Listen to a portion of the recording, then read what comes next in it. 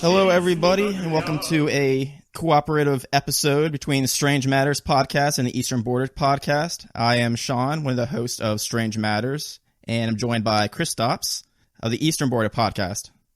Greetings, comrades, and as you heard, yes, Alice is away for 3 weeks, I'm all alone, so this means it's special time, and with whom else to better to a special than our great fellow Dark Lords, Strange Matters.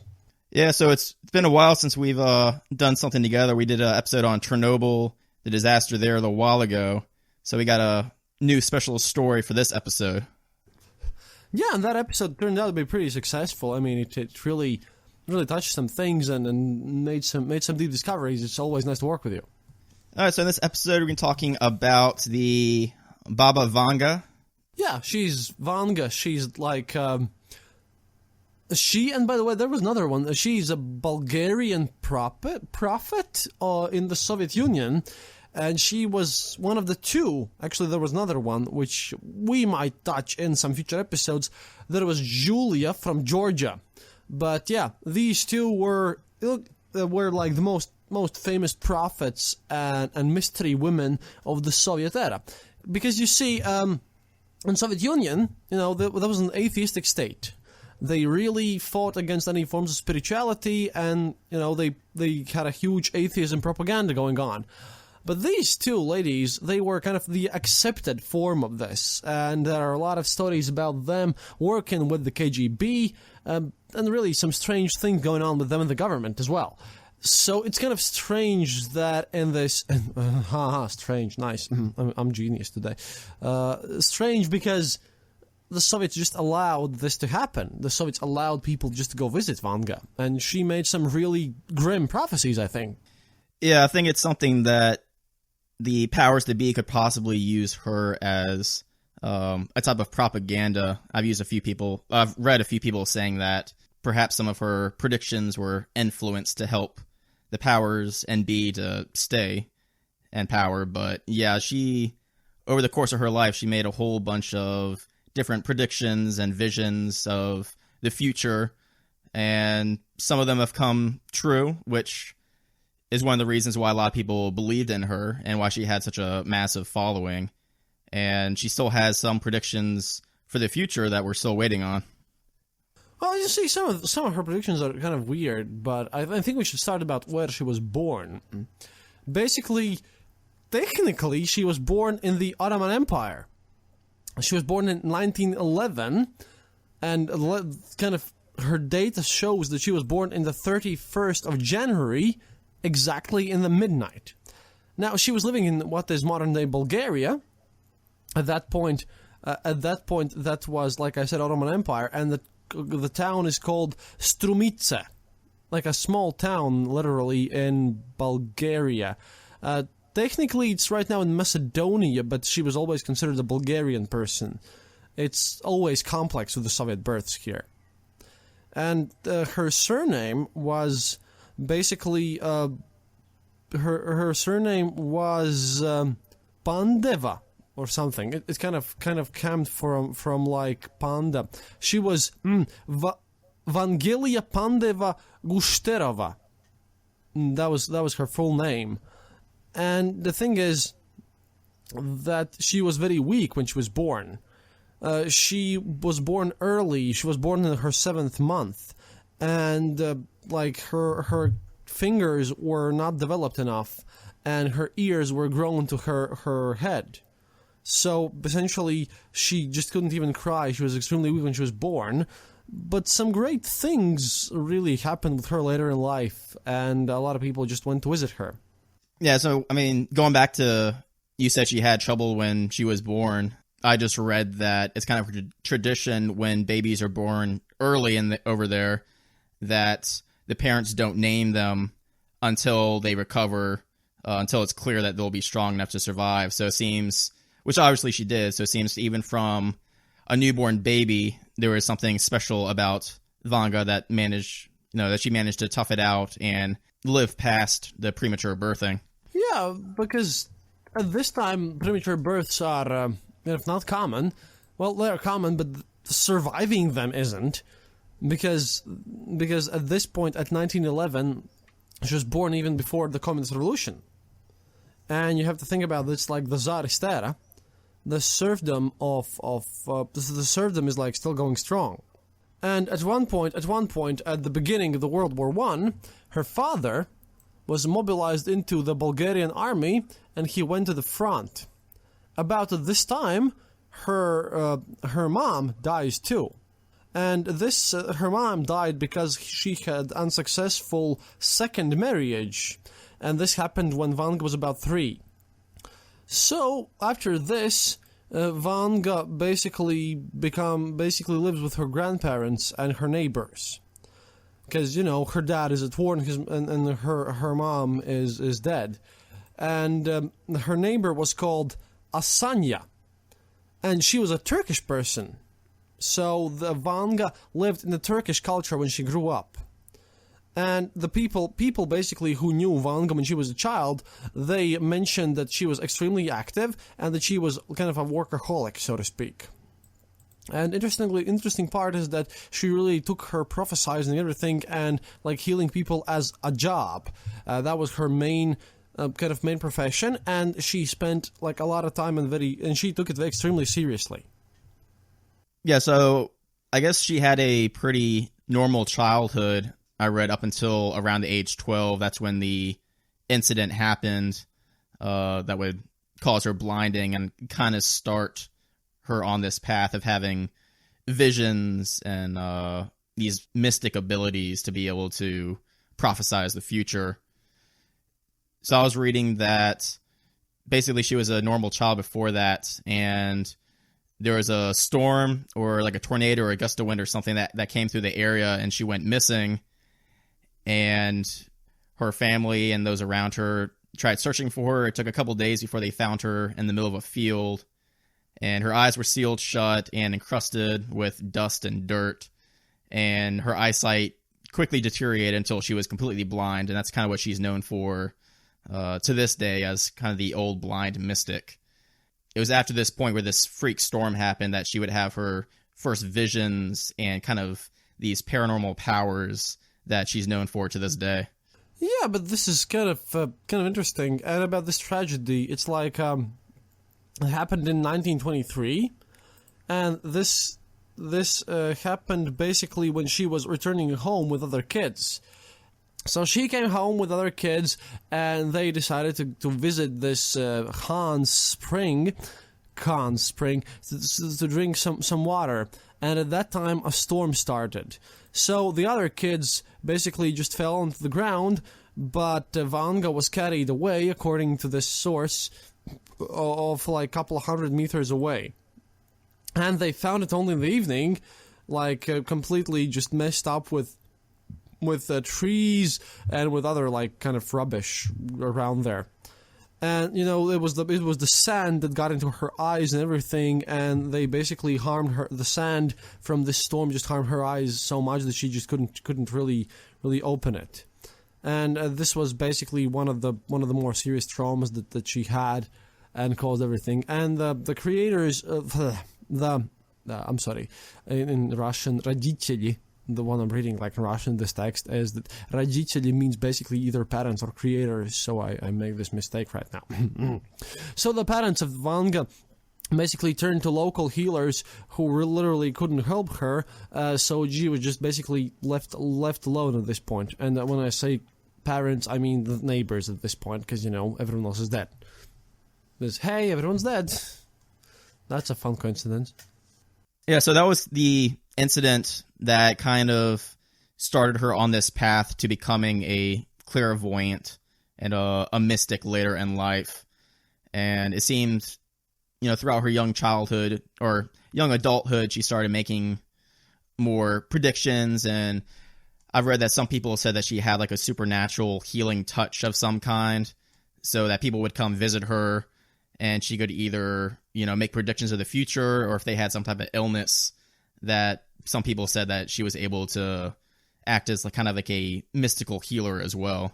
Well, she became a mystical healer later on, and that was one of her more famous capabilities. But over here, at least in these parts, she's just as famous as Nostradamus, because her prophecies are really the stuff that make her so mysterious and famous at this point. And oh boy, I just want to get to like the most famous of her prophecies, with which we could kind of start with this, because let's just start with that part, because when we speak about Vanga, what she said isn't like what she said is the most important part. It isn't like the thing. It's like she basically said that the 44th president of the United States will be the last one, and she said that this person would be black. And she made a lot of other stuff, and some of it's like really come true, and I think this is the interesting part of everything. Yeah, she made a whole bunch of predictions, and I've read that the people believe that 85% of all her prophecies came true. It's a pretty good record, I guess, if you're trying to predict the future. And so I kind of grouped her predictions into 3 categories. We have the ones that she predicted that came true, a few predictions that didn't happen, and then we have some in the future. But Kristaps, as you were saying, probably one of her most well-known is that she did predict that the 44th president of the United States would be a black man, and that he would also be the last president of the United States. So I guess in one way you could say that it was half true, just because obviously we have a new president with Donald Trump, although some people would say that he's, I guess, not a real president and could bring down the democratic process in America, which would mean that Obama was the last true president, but I guess we'll have to wait and see on that one. Well, see, the thing is, one of the theories going around on the internet and on these parts of the Runet is that, some people have stated that, she made her prophecy wrong because obviously you have Donald Trump, but a lot of people here state that, she spoke about the last president, now you're going to get a tyrant. And we're dumping into politics. But yeah, that's some of the arguments here. It's kind of crazy. But, one other thing that didn't happen that she predicted was like this 2008 massive plague and then 2013 war with China, I suppose.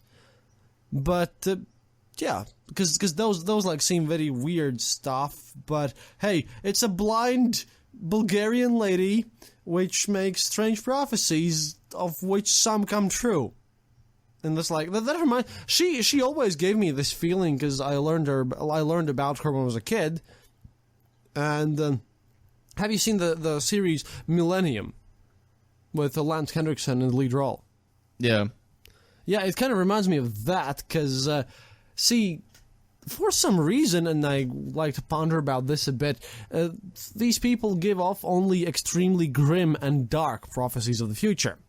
I mean, if you think about it, even Nostradamus gave that, but Vanga's prophecies of the future were the sort of nightmares which I just couldn't fall asleep to at night. Yeah, she made a lot of kind of dark prophecies of doom and gloom type stuff. Nothing good happens at all. The thing is that in the Soviet era, there were a lot of like rumors going on about her.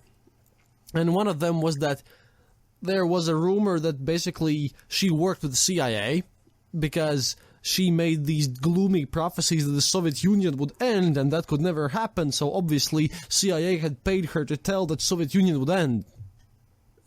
Guess what happened then, guys?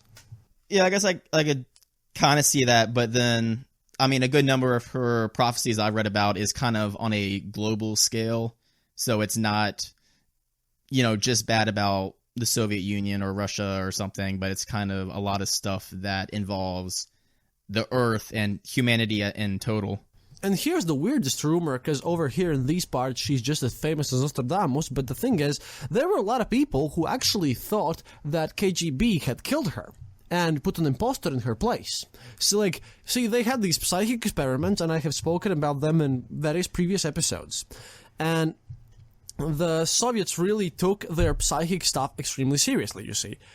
And there were beliefs of people that, due to the fact that Vanga had predicted Stalin's death, which apparently she did, and predicted a lot of other bad stuff, the Soviets apparently couldn't just let her live, so they killed her. and instead put another psychic in her place who had to pretend that she was blind. Now, that's kind of crazy and nonsensical, but it's like this shroud of mystery that's around Vanga in the Soviet Union and these parts. It's like huge because, see, she served as an advisor, as a psychic advisor to various kind of officials higher up in the party. There are documented evidence about people who are higher ups in the Communist Party going to have advice from Vanga. We don't have reports on what she said on these things, but yes, this actually happened. And even though the Soviets were very atheistic and very anti-religion, everything anti-superstition, they just let Vanga be. So this is kind of my question of all this situation is that, but why? I mean, you have to like think about the fact that one of the more atheistic governments on planet Earth take her seriously, and then you start wondering about how real is this stuff really. Yeah, I would just figure if you go into that conspiracy theory like she was killed off, I would assume if that was the case that it probably they would have killed her a lot sooner than when she actually died. So, I mean, unless she was, you probably know more the political side than I do, but unless she was kind of causing trouble towards her last couple of years, I don't know why they would let her, live through all these decades and make all these prophecies and then kill her off when, I can't remember how old she was when she died. I think she died in the 90s or something. No. The thought is that they killed her off early in her life and just put an imposter in her place. So they had like a double or something. Yeah. I could see that. Okay. Well, maybe that's why her predictions ratio went down if the real Vanga was killed off and then they put a double in her place. Real and then basically Vanga OG, man. Yeah. And then they could just, I guess if they could control this second Vanga, then basically they could just have her say whatever they want her to say. But that's just a theory. Yeah. That's just a theory, and like everything on both shows when we speak about this mysterious stuff. Now, do you know anything about like her other prophecies? Yeah, she made a couple pretty chilling prophecies like many years before they were actually relevant. So one of the ones that she's probably most known for is that she kind of predicted global warming before anyone ever came close to knowing about it.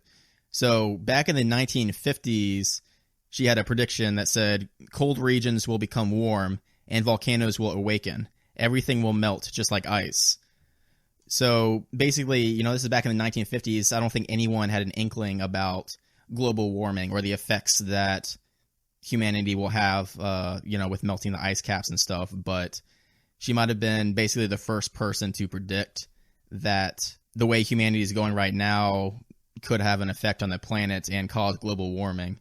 One other interesting thing is that in 1989, Vanga predicted the 11th of September, like 9/11. She basically told that in 2001, our brothers Americans shall fall, iron birds shall crush their skyscrapers. Yeah, so people think that she predicted 9/11. It's kind of crazy if you think about this, but hey, that is pretty close if you look at this. Just saying that, American brethren will fall after being attacked by steel birds. And then she goes on to say the wolves will be howling in a bush. So people go on and say, the president at that time was George W. Bush. So in this one statement, she's talking about Americans being attacked by steel birds, which would be airplanes. And there's a statement to a Bush who was, president at the time. So, you can definitely see how some people think that she made the right call in that prophecy. I mean, yeah, in a lot of cases in these prophecies, you can just, take a look at this and say, well, it's too vague or anything. But yeah, this is the one prophecy which really struck me because, it's so close and like accurate. And she's like in 1989, so she just, whatever she saw in her visions, I mean, I'm pretty sure that she saw some things. I'm not sure she saw the future, because I'm kind of skeptical about all the situation, but yeah, me being skeptical is kind of touched by her weird 9/11 prophecy. However, there's a controversy on this too, because there are a lot of people who personally knew Vanga, and there are a lot of people who actually state that Vanga never made any prophecies at all. That it was all like KGB creation to create, like, spread rumors and stuff. Yeah. And that was also one of the theories. And at the same time, that it's a documented fact that she didn't allow anyone to basically make audio recordings of her prophecies. That was, like, crazy. Yeah, that's one thing I heard is that, like, all these statements and prophecies, like, she didn't write them down herself. She didn't, no one recorded her. So it's basically, she said these, and we have to rely on, I guess, her assistants or whoever was around her at the time to kind of write these down for her. So we don't know if it's 100% legitimate. Well, the thing is, you can never know about the legitimacy of anything, really, if you think about all the situation. But the thing is that she had basically a student, so to speak, an American, one Gerald Celente. And, like, my Russian site, it's in Russian, but the thing is, it says that there is this American Nostradamus, or so he's called, Gerald Celente, and that he basically had visited Vanga, and after that, basically he discovered and kind of revealed his abilities to predict the future. Essentially, he went to visit Vanga, and after that, for healing, so he decided that he can now predict future as well. He considers himself to be the student of Vanga in, like, a global scale. The interesting part is that the Vanga herself, however, told during her lifetime that she won't take any pupils, and that she doesn't even have any comprehension of how would this look like, and because she didn't have any teachers. However, this site here tells us that basically this site tells us that whatever Gerald Celente has kind of prophesied has come true, and this site grimoire.ru tells us that Gerald Celente had prophesied the end of the Soviet Union, the Asian crisis in 1987. The failure of the American market in 1987. Yes, that's interesting. I hadn't heard that part. So basically, you saying he's claiming that he visited Vanga. He did visit Vanga. That's documented. Now, yeah. He says that after that, he learned to, like, see visions of the future, and that there are people who claim that he predicted all these things, including, and I quote here, the crash of the foundation market of the America of 1987. Like, all the independent foundations and basically stock market crash of 1987. Not sure if that happened, because I don't know much about American stock market, really. Right. No, that is pretty interesting. I hadn't heard about him. It'd be nice to know, I guess, if he only came forward with his correct predictions, or if he has a whole bunch of other predictions that didn't come true and he just got lucky a few times. Yeah, you see, getting lucky a few times is also one of the questions, and you have to look at the percentage of successful prophecies, so to speak. But in Vanga's case, it's kind of weird because, like I said, she didn't allow any, like, recordings of her prophecies, and at the same time, kind of a lot of people say she didn't even make prophecies. So what the hell? Because, and here's a bit of a background flash for the people. I wanted to do this episode on Vanga for a long while, and I did my research, and I did my history, but then at one point when you understand that you can't really even trust the people who have written down you these prophecies, and that everything comes from, like, second something, like, this dude whom I knew did something. Right, secondhand sources. Yeah, completely. And it's weird. Yeah, she's, like, really famous, and at the same time, I literally then went and spoke with people who have seen Vanga in their lifetimes. Because, she died in 1990-something, like, early 90s. And I know people personally who say they have visited her and that, one person just swore to me that his cancer was cured because of Vanga. Like, that too also apparently happened. But, right. but basically, you don't go to cancer survivors and tell them that, hey, what you're telling me is bullshit. You have cancer. You no longer have cancer because of random chance. Well, the dude no longer suffers from cancer. And he says Vanga did this. And he has, documents that prove that he had cancer, and he's, alive today. Okay? Yeah. So, I'm very sorry, dear listeners, but I didn't go poking around even further in this matter, because that's just something you don't do. Yeah, I hadn't heard that case about Vanga specifically, but I've heard that with other mystic healers. Like, people will go with cancer or some other incurable disease and then say they're suddenly healed. And I guess there are some cases where people's cancer suddenly goes into a remission or something and no one knows why. But yeah, it's kind of, I guess, up to debate or interpretation if it's something that these healers do or it's just something that their own bodies were able to do, and it's just kind of a freak occurrence in nature. Yeah, because we never hear about all the people who have died after visiting a healer. Now, have we? Exactly, yeah.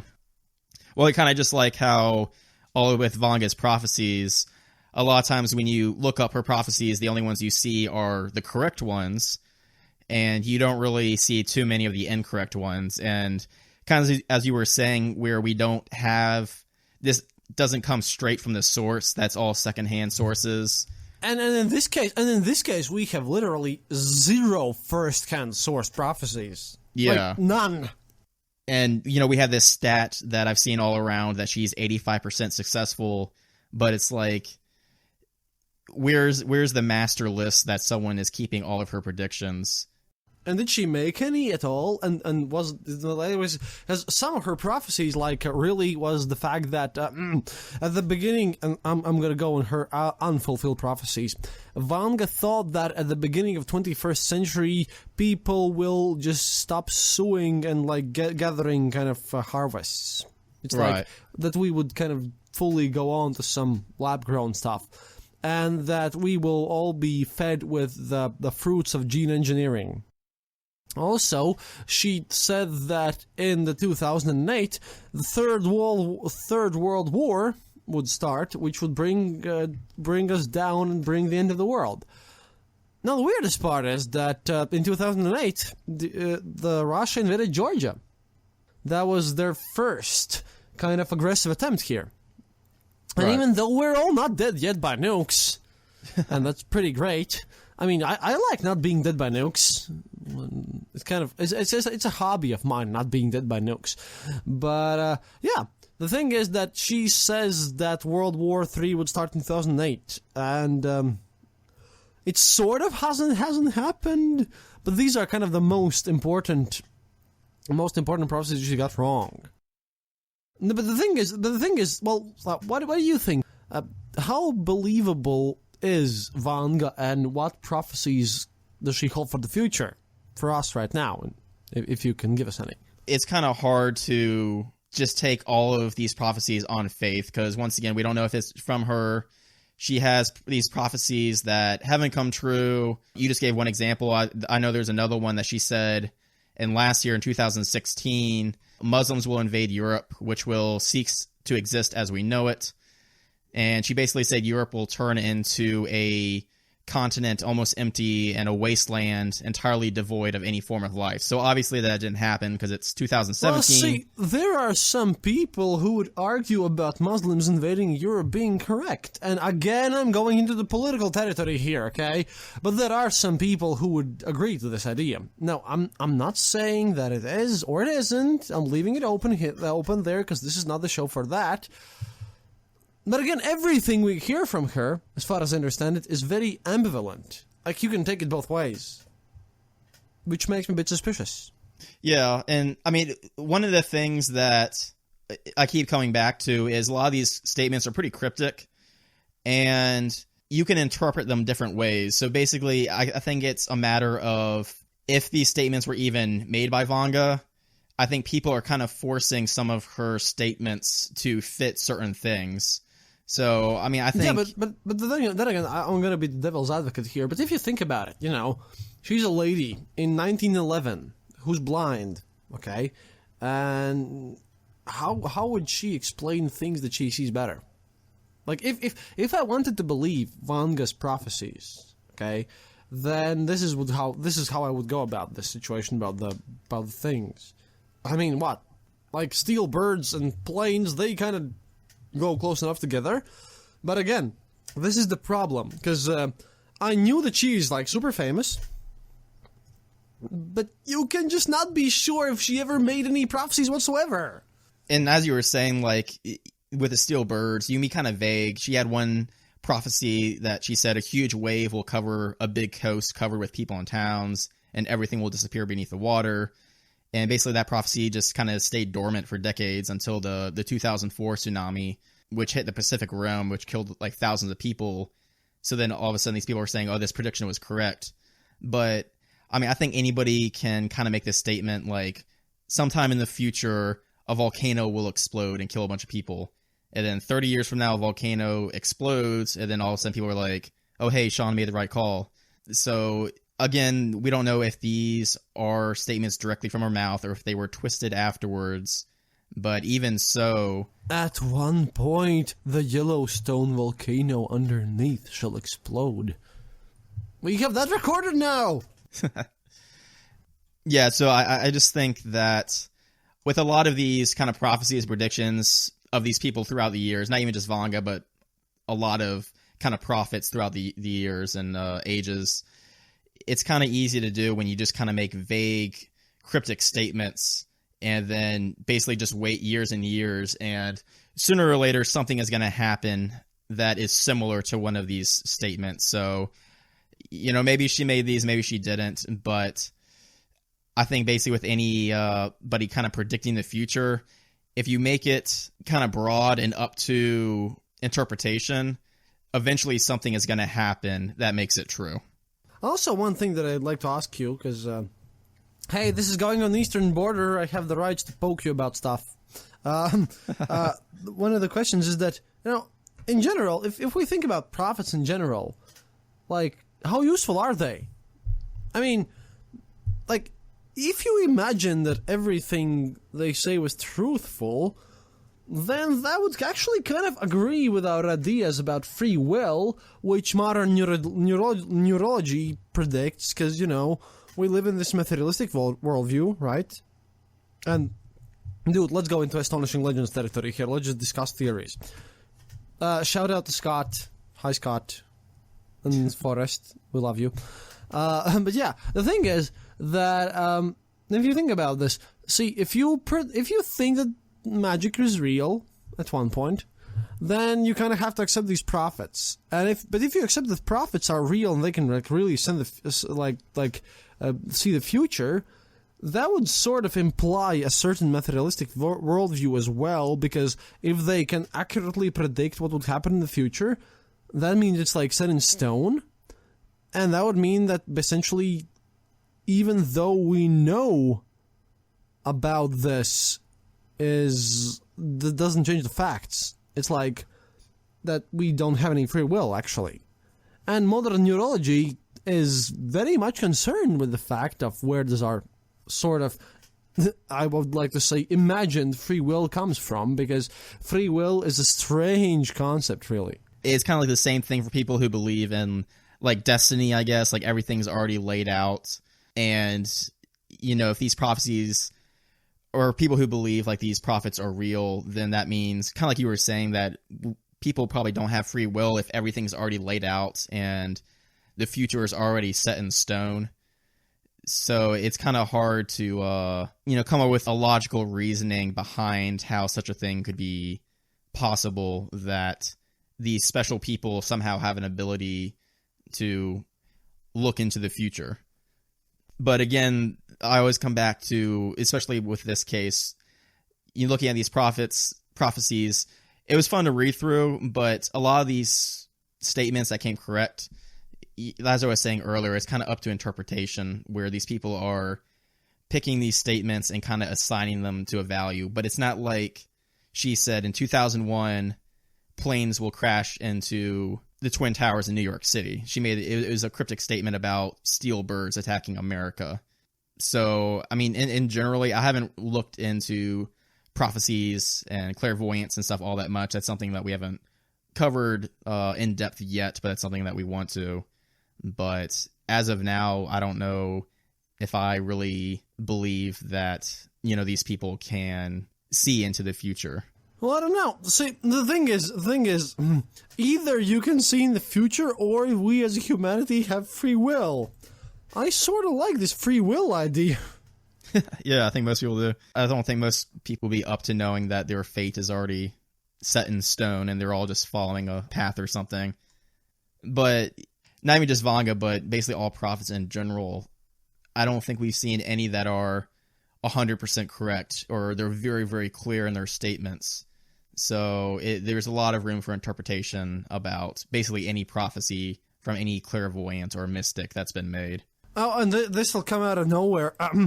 Do you have any, supernatural things that you actually, believe in? Do you have anything that, okay, if even if you don't believe in anything of this stuff, then what would be the most believable stuff that seems legit to you? As in, supernatural stuff? I suppose so. I don't know, UFOs, ghosts, weird disappearances, something of that sort. The Emily Earhart, which is the new one. Yeah, I kind of go back and forth because I have a deep interest in all things unknown, like paranormal, supernatural stuff. But then I also have a very logical side to me just because, I've been in a scientific background all my life. So I'm kind of I like to see proof before I believe in anything. But, I mean, I'm open to the idea of, whether it's some sort of supernatural, like spirits or anything, or paranormal stuff, or even aliens or something. I'm sure there's aliens out there, whether they visited Earth or not. I guess that's up to debate. But I enjoy the idea of thinking about the unknown, and I think there is things out there that we just don't know about yet, or we can't understand. At the same time, I always try to look at things logically and try to come up with the simplest answer that fits whatever story. So I kind of go back and forth on it. I don't know what your thoughts are on any of this type of stuff. Well, I don't know. I kind of look at this and it's see, in my show, at least in the Eastern Border, it's kind of different aspect to all of the situation because I talk about the Soviet Union, right? And see, when people tell me, "Oh, you should be scared of ghosts," and then I look at how many people have ghosts ever killed, and then you should be scared of UFOs, and I'm like, okay, so how many people have died from UFOs? And then when I compare combined total of every UFO, every ghost, and every supernatural event whatsoever that has killed some amount of people, and then I compare it to Mr. Stalin, then Mr. Stalin just looks at them and says, "Ha ha, noobs." Yeah, that's true. So, I mean, if there are demons or these angry poltergeists or ghosts or hauntings or, these monsters or something lurking in the woods, I kind of agree with you that there's really nothing worse than humans, so... Yeah, we are the real monsters. We are the... It doesn't get more... And this is kind of strange and scary because, Vanga predicts all these terrible stuff, and why do we believe it? And this is a philosophical question. We believe it because, you know what? It's actually possible. Right now, at this point, the scientists, they have this doomsday clock, right? Which measures how close we are to total nuclear extinction, and it's basically hit 2.5 minutes.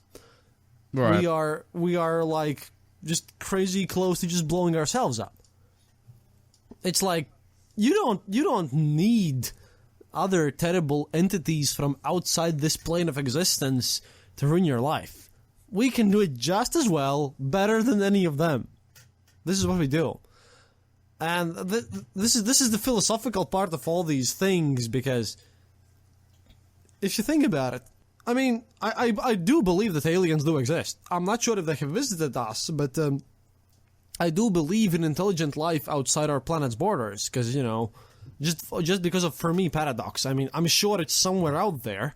Why would they visit our planet, which we have managed to screw over so many times? I do not know if they have. It's complex, but at one point I'm starting to think that, you know, if aliens would come and if aliens would come and look at us, they would probably be scared of us. Yeah, they're looking at a planet where the main life form basically spends a lot of its history killing each other off. Dude, we poison ourselves for fun. Like, literally, we are the only species in nature which poisons ourselves for fun. Yep. It's like, this is what we do. It's just, and at some point, this kind of confuses me, because when you think about it, we are so fascinated about all these events, but we don't even appreciate what we ourselves have done. But okay, this has been a total sidetrack. Now back to, oh man, my show is known for these things, comrade. It's okay, we shall manage. But yeah, about Vanga, really. Yeah, the thing is that I really got confused, because I don't know. Are there any people today who are like as secretive? It's like crazy, because there are like, she was extremely secretive, and like whenever we say that there's a prophecy that came true or didn't come true, it is recorded as if it was Vanga's, but it isn't. You can never know, because people say she never did anything, but people say she cured some people, and she's one of the, like, Nostradamus is more well known than Vanga, because we have like his quatrains. And an episode of Nostradamus would be awesome too, but there are no quatrains of Vanga. There are things which some people said and then gave to some other people. It's all like, all of this is like this spoken history. It's crazy. Right, yeah. What's your favorite prophecy then? Of Vanga's? Yeah, sure. Yeah, I mean, I looked at, we still have some prophecies for the future that we're still waiting on. So she suggested that China will become the next global superpower, which I guess some people could see happen. How is that wrong? I mean, they literally are now, sort of. Look, if I look in my home and at all the products that I have here, and I would like literally have to look and search for something that is not made in China. Everything's made in China these days. Exactly. She actually had a couple prophecies that are kind of like borderline science fiction. So she said, kind of after the global warming thing will take place, that a lot of the Earth will be underwater. And so one of the prophecies that I've heard that are contributed to Vanga is that aliens will visit Earth and teach humans how to live underwater. So we'll basically become a species that lives like in underwater cities or something. So that's kind of sounds like something that's straight out of a science fiction book or movie.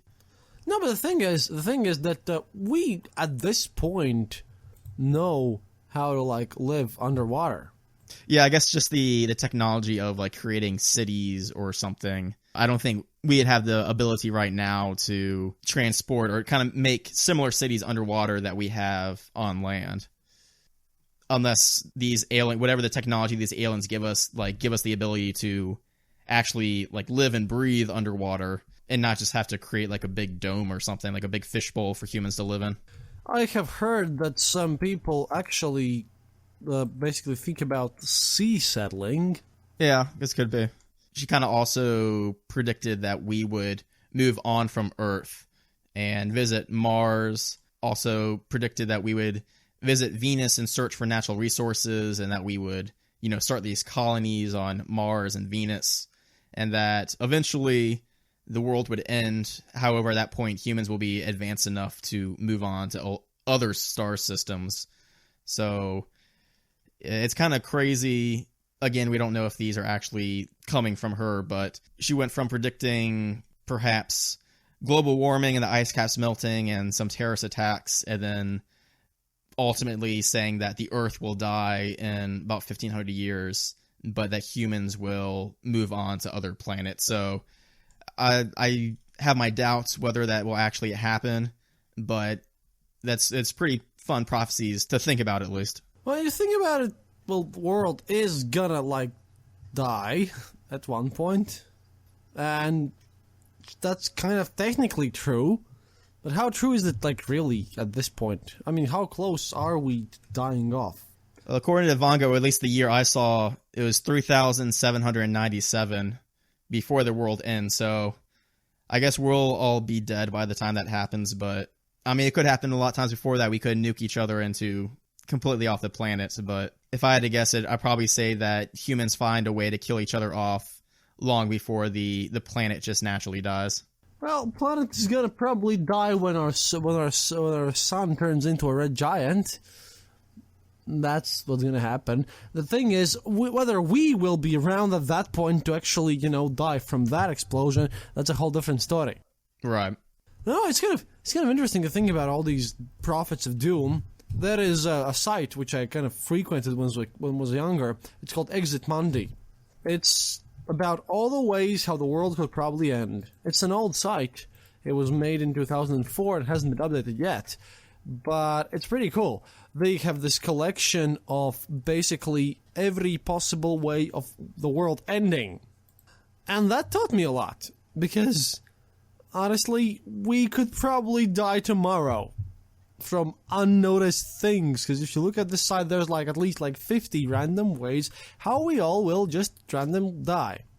So predicting that the world would end is not a new thing to do. It's not very original. You can try better. Yeah, exactly. Well, that's what some of these kind of future statements, I guess we won't actually be around to see if they come true, but I think anybody could kind of make these grand gesture statements about the world ending or humans moving on to other planets eventually. Well, I better hope that we move to other planets, because you know what? Then would be like we could move to Mars, and then we could look at all the ancient prophets stating that the Earth will die, and we would well, we do not care anymore, and it's amazing. Hopefully, or something of that sort. I mean, yeah, I do believe in things. And I do believe in the fact that we will survive as a species, because, like I love to say, we are too much of rotten assholes not to survive this situation. Yeah, humans have a tendency to survive, so hopefully that will continue for thousands of years to come. Or something. But at this point, well, we only have Vanga, and that's pretty good that we have at least some prophets, because, something good is happening. We have, we can look at these prophecies, even if they're completely false, and we can, look at them, and we can try to not make that happen. Yeah, that's true. And that's the good part. I mean, even if you don't believe in any of this stuff, even if you think it's completely false and everything, these things are interesting to look at just because they're fascinating, and you can think about how to make a world a better place where this couldn't happen. But okay, we have gone off topic too many times, and I think it's kind of time to wrap this whole thing up. So from my part, it's thank you for listening, and thank you for not hating me. I'll be back as soon as Alice is back. She, by the way, is in a Harry Potter camp, because she's studying to be a teacher. And she's working in a Harry Potter themed summer camp. And today they had one of their events is that they actually hold this cup for kids. It's in the fourth book they had this Triwizard Cup or something, and they have something similar at various events. And today she just sent me a nice Facebook video with how one of these events is kids shooting Nerf guns at each other while brutal heavy metal music is playing in the background, Slipknot or Rammstein or stuff like that. And it's and she's just so happy because she doesn't have to teach things to kids. And that's completely unrelated, but it really made me happy just as this conversation here. And yeah, I think this is what I learned from all this situation, is that you have to make best with what you have. And if someone tells you the world's gonna end, you ask them how and try to make sure it won't happen. Sounds good. Yep.